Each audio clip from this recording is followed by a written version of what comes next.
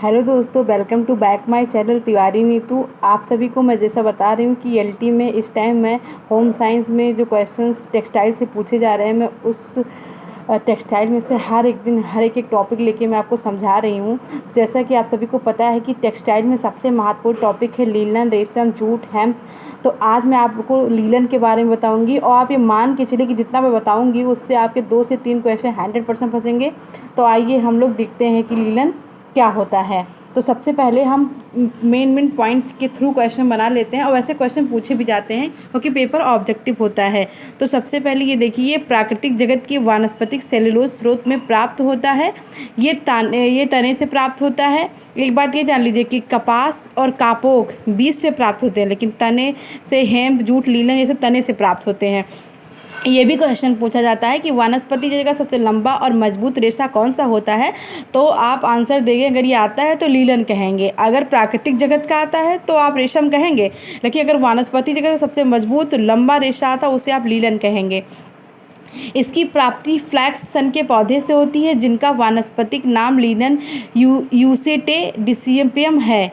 इसके उत्पादन में परिश्रम ज़्यादा लगती है। ये एक प्राचीन कला है, एंशिएंट आर्ट है। इसे शांति का सूचक कहते हैं, ऐश्वर्य का सूचक कहते हैं, वैभव का प्रतीक कहते हैं और पवित्रता का रेशा माना जाता है। आप मान के चलिए, एक बार नेट में क्वेश्चन पूछा गया था कि शांति का सूचक कैसे कहते हैं, तो उसने आंसर लीलन दिया गया था और आपका लीलन ही माना जाएगा। देखिए, मिस्र को लीलन की भूमि, लैंड ऑफ लाइन की संज्ञा दी गई थी। ये श्रम साध्य रेशा है, परंतु जब इसके वस्त्र बनते हैं तो वह अपनी मजबूती, ठंडक एवं ताजगी के लिए प्रसिद्ध हैं। लीलन का प्रयोग के साक्ष्य में 10,000 वर्ष से भी अधिक समय के मिलते हैं। इसका मतलब प्रयोग मिस्र से पूर्व मिमी को लीलन में लपेटा जाता है। रूस लीलन उत्पादन में प्रथम स्थान है, वर्तमान में चीन है। ये ध्यान रखिएगा कि पहले तो रूस था, लेकिन अगर वर्तमान का क्वेश्चन पूछते हैं तो आप लोग चीन आंसर लगाइएगा। अब आप देखिए, ये श्रम साध्य रेशा है, आपने देख लिया।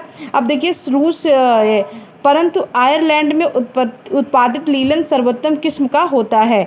इसका फसल चक्र लंबा होता है और ये 6 साल पहले सर्वप्रथम जमीन में उपजाऊ बनाया जाता है, जब तथा 7 साल फसल में बोई जाती है। मतलब इसकी खेती आप मान के चलिए कि 7 साल की होती है। अगर आपसे क्वेश्चन पूछा जाएगा कि लीलन की खेती कितने साल की होती है, तो 7 साल की होती है। ठीक है, अब आप देखिए, इसको आप अच्छे से राइट भी कर सकते हैं क्योंकि मैंने पॉइंट वाइज पॉइंट लिखा है। ये देखिए, ठंडा मौसम तथा साफ एवं ताज़ा पानी की आवश्यकता होती है। लीलन में एक प्रकार का गोंद पाया जाता है जिसे हम पैक्टिन गोंद कहते हैं। ये क्वेश्चन बहुत महत्वपूर्ण है, कई बार पूछा गया है। अब देखिए, फ्लैक्स के उद्देश्य क्या होते हैं, तो एक बीज की प्राप्ति के लिए और एक रेशे की प्राप्ति के लिए होते हैं। अब ये देखिए, इसकी प्रक्रिया होती है, ये है प्रिंसिपल ऑफ मैन्युफैक्चर लाइन। मतलब इस तरीके से आपकी लीलन की परिचर्या होती है। तो सबसे पहले आप देखिए, ये बोना, फिर इकट्ठा करना, फिर सुखाना, फिर तोड़ना, पीटना, फिर कंघी करना, रेशा करना, कढ़ाई करना, बुनाई करना, परिचर्या करना, रंगाई करना और छपाई करना। ये देखिए, ये सारे क्वेश्चन है। लीलन शैली की बुनाई वाले महीन सूती के कपड़े कोम हाइलेम कहते हैं। रुमाल, नैपकिन, तौलिया अतिशीघ्र नमी अवशोषित कर लेते हैं। अब आप ये देखिए, क्वेश्चन है, आप इसको राइट कर सकते हो। मैं आपको 1-2 महत्वपूर्ण पॉइंट और बता देती हूँ जिससे क्वेश्चन बहुत फंसते, नेट में भी पूछे जाते हैं, एलटी में भी पूछे जाते हैं। देखिए, ताप का अच्छा सुचालक, गुड हीट, शरीर को छोड़ रगड़ या घर्षण का प्रभाव नहीं पड़ता। लीलन पर जलने पर गंध पेपर जैसी आती है। लीलन की कीड़े नहीं लगते हैं, लेकिन फफूंदी लगती है। उत्तम किस्म के रेशे पीले रंग के होते हैं।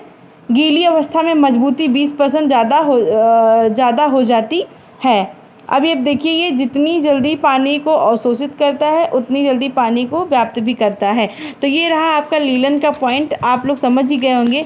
अगर आप सभी को वीडियो अच्छा लगा हो तो प्लीज़ लाइक कमेंट सब्सक्राइब करें और आप बताएं कि आपको और भी टॉपिक से अगर वीडियो चाहिए तो मैं आपको और भी प्रोवाइड कराऊंगी। बट आप ये कमेंट बॉक्स में ज़रूर लिखिएगा कि आपको वीडियो कैसा लगा।